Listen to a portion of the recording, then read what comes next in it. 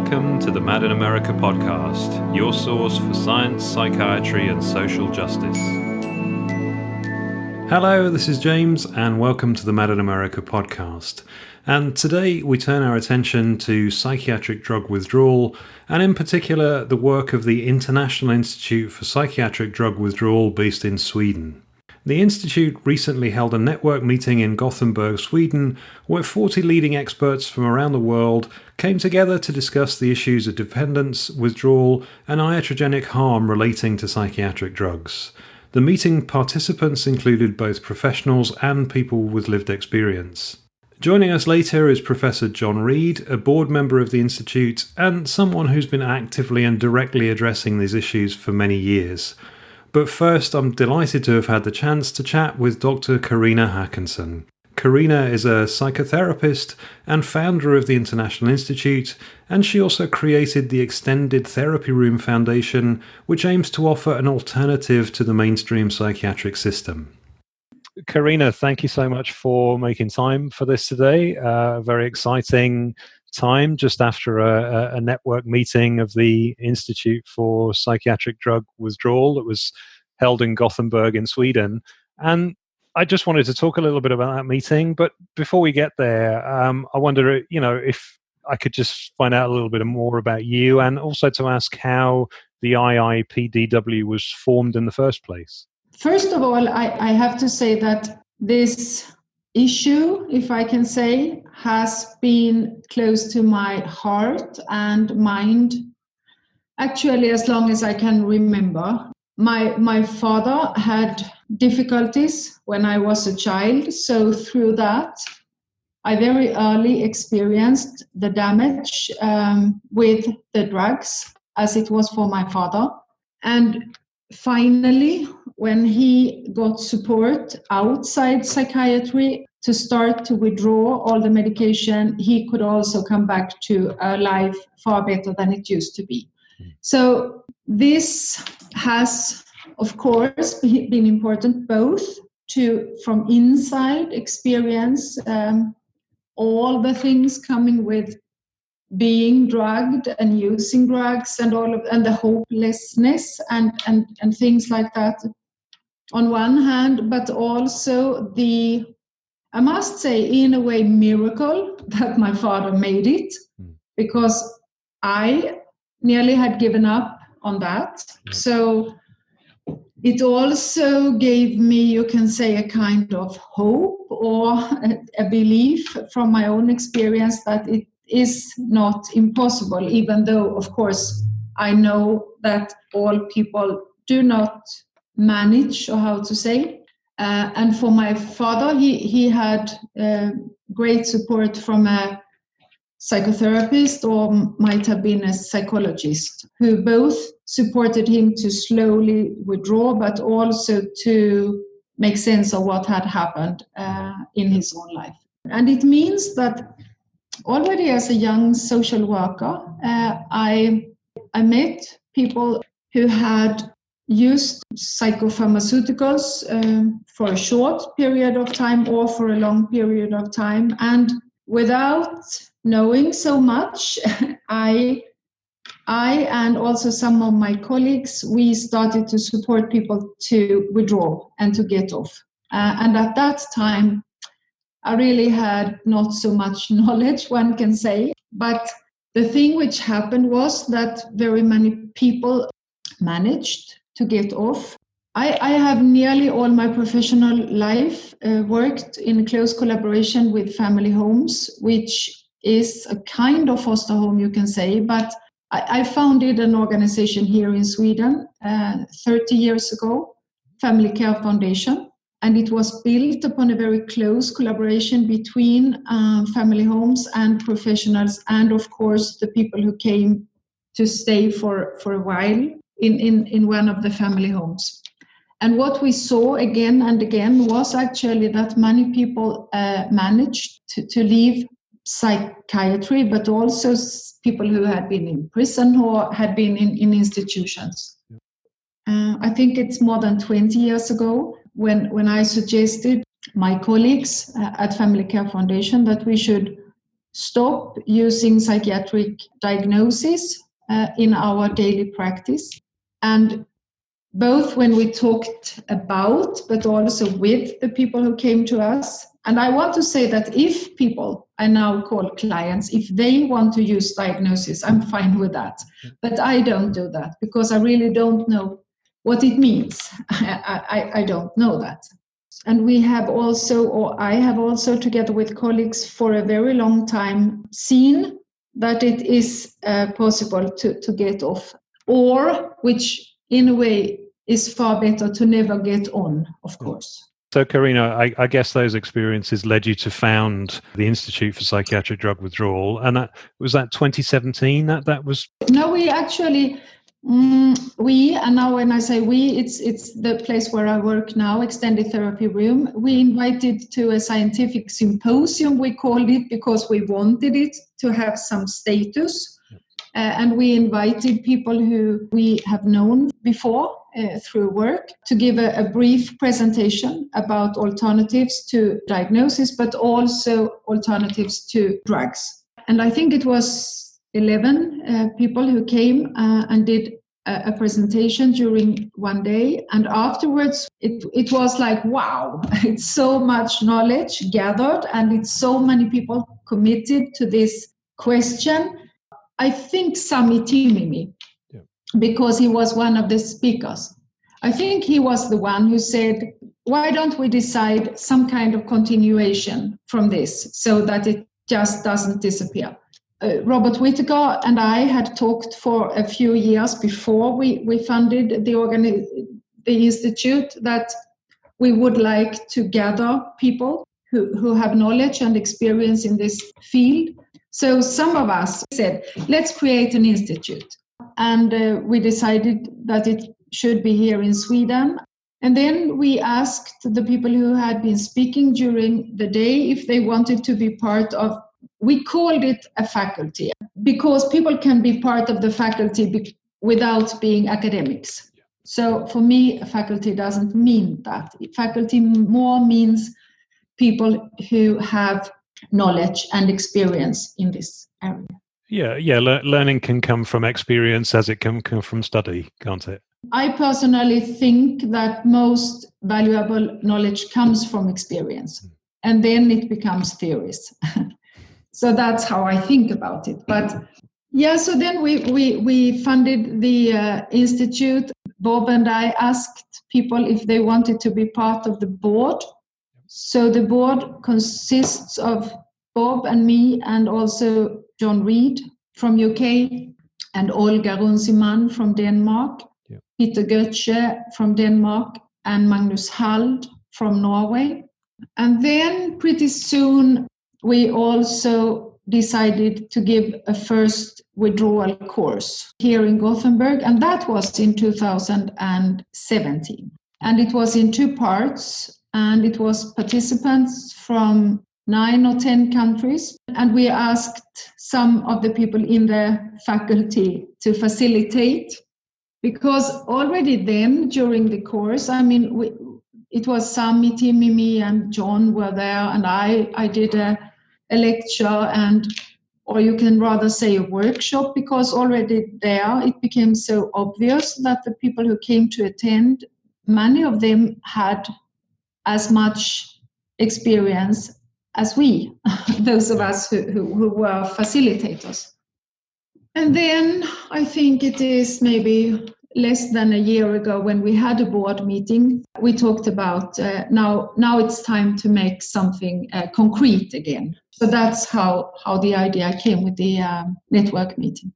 That's great. Well, Carina, as someone that dearly would have liked to have been present, but, couldn't because of my own difficulties, to see that group of experts together was, filled me with hope, really. Mm-hmm. But what I found particularly interesting is how much worldwide interest and how many countries are represented, because it shows clearly that with so much focus on getting people on the drugs in the first place, we haven't anywhere in the world, it seems, put the effort into understanding how do we get people off safely? How do we help them withdraw? How do we deal with the physical and the psychological effects? So, I think to see worldwide representation there was really quite something. Yes, it was. It was wonderful. And actually, The last day was yesterday, but I also know that other people have already got mails from a lot of countries saying that this has to be highlighted in a much more way than it has. Because as you say,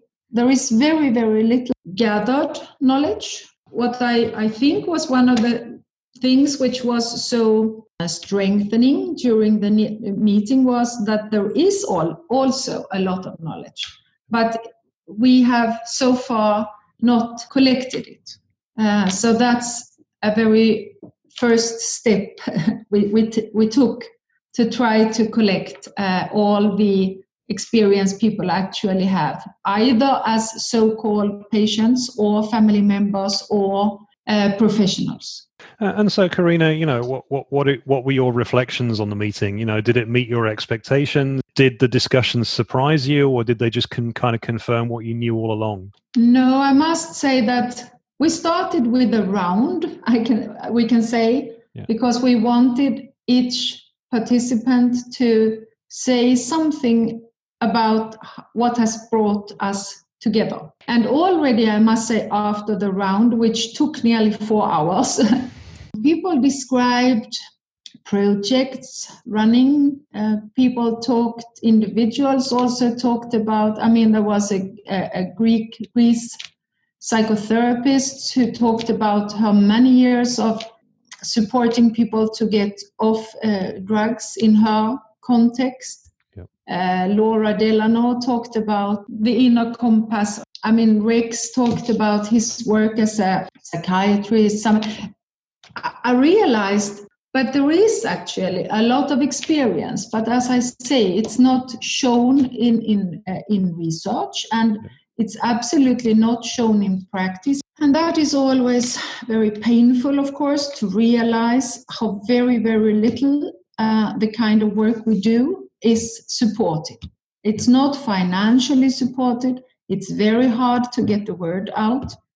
Me, for instance, I think I sent 128 press releases to different places here in Sweden. I had 3 replies. It has always been like this in big changes in society, whatever it has been. It seems as if it has to be a very hard times before the tipping point or before something happens. And maybe we are soon there, at least, because it seems as if more and more people starting to see these things.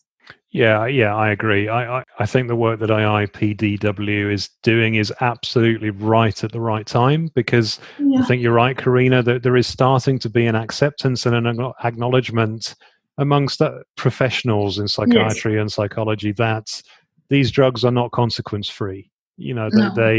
They are easy to get on, and for some, not all, but for significant proportion, they are hellish to get off. And you're right, Carina, we haven't pooled our understanding. And, I think some in psychiatry, as I'm sure you've come across yourself, some in psychiatry are afraid to admit the problems because they would be deluged with people saying, I need help, I need advice, But there are so many people out there, aren't there, like me, that are desperate for advice and support. Yeah, it really is. It is also very valuable, of course, to just talk, but sometimes it needs more than talking. Action is actually also needed. And I think that's what was so beautiful, that when we said goodbye Sunday afternoon, we had decided about several actions. Carina, thank you for chatting with me. As I said, I'm thrilled that the meeting went ahead, and I am thrilled to see and excited to see what IIPDW does next and how these actions are taken forward. So I just wanted to say thank you. Thank you so very much, James. Thank you.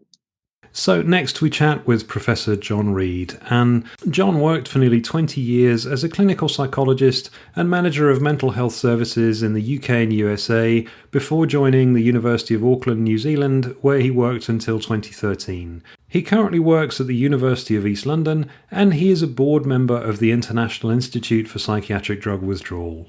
John, welcome. Thanks so much for taking the time to chat. You've just literally almost got back into the UK from attending the International Institute for Psychiatric Drug Withdrawal event in Gothenburg, held over the last few days. So, it was incredibly exciting to see that happening. And so I just wanted to know if we could ask for your kind of thoughts and reflections on the meeting and, how it went and what happened, that kind of thing. Well, I have to say, James, I'm fortunate enough to get to go to many, many conferences over a long period. And I think this possibly may be the most exciting one I've ever attended, certainly in terms of outcomes.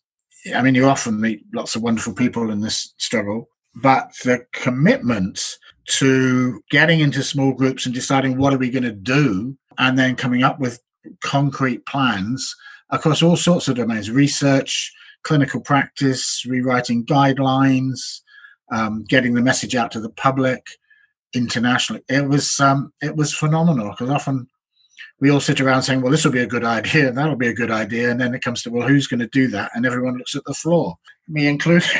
But it was, people just were falling over themselves to get involved. And whether that's the plans for next year's big international conference in Iceland, or the research collaborations that I chaired the research subgroup with Carina, and the quality of stuff going on around the world, and collaborations that were formed within that 3-hour meeting. It's just astonishing. I mean, that's from researching how to get off, researching how to get the word out, researching understanding the process, including the biology of the whole thing, and especially that last stage, that very last bit, trying to understand why that is so hard. And how to do research to support the work that experts by experience are doing, like, the Inner Compass Initiative, which is just phenomenal, as you know, the work that Laura is doing. So yes, it was genuinely inspiring, and we all try to also understand why it was so different. And we all have somewhat different explanations for that, but a common theme was that we kind of thought that this just affects so many millions of people that it's just gone too bloody far. And people all over the world are saying enough and fighting back. And yes, there's been fight back for decades, but something about this issue, we were all saying there's something different going on here now. In terms of how many people want to get involved in the fight back. Yeah, absolutely. And this meeting kind of comes at a key time, doesn't it? Because certainly here in the UK, we've seen a lot of activity around a grudging acceptance by professionals that withdrawal effects do go alongside antidepressant drugs, antipsychotic drugs, and benzodiazepines. So, the PHE review, notably, I'm thinking of. So, certainly in the UK, we're kind of pushing at a part open door here, aren't we? I think we are. It has taken a lot of effort, especially by the online harmed community, if I want a better word, have been pushing for decades, of course. So that door has taken a long time to get it open, but there's no way they're ever going to shut it again. It's too late now. There's still a few pushing back, but they're just getting left behind by history, and history will judge them for that. But the door is open, and more people are pushing on it, and it's getting wider and wider open, and that's going to lead to proper guidelines around the world. So this misinformation, largely drug company propagated misinformation, is going to be corrected with evidence-based information. So that when people go to their doctors and say, look, this has been going on for 3 or 4 weeks, they're no longer told, oh, that can't be withdrawal then. It must be your illness coming back. So that's going to change. We're pretty confident here in the UK that the Minister is going to take up those recommendations for proper services, for a national hotline. And we know the guidelines are being reviewed. We're also hoping that Public Health England review might just shame other countries. England isn't looked upon very well at the moment internationally, I don't think, for a number of reasons. So even England can get this one right. So maybe we better get our act together as well.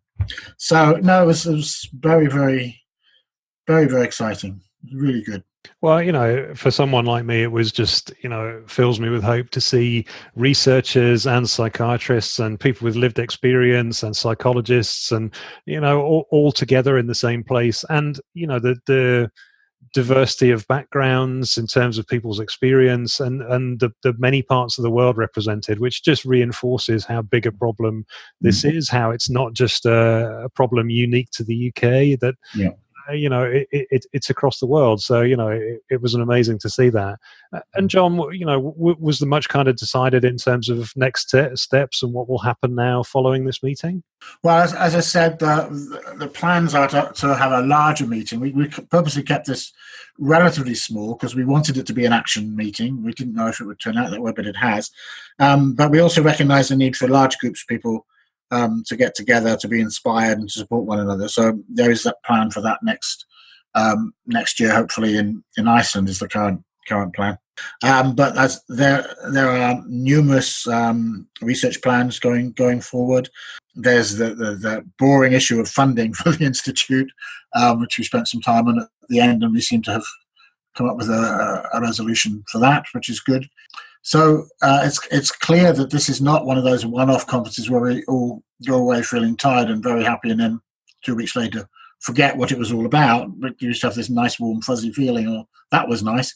Because we went round at the end, everybody spoke at the end for a couple of minutes, and everybody had at least one task that they were taking away, and some with 3 or 4.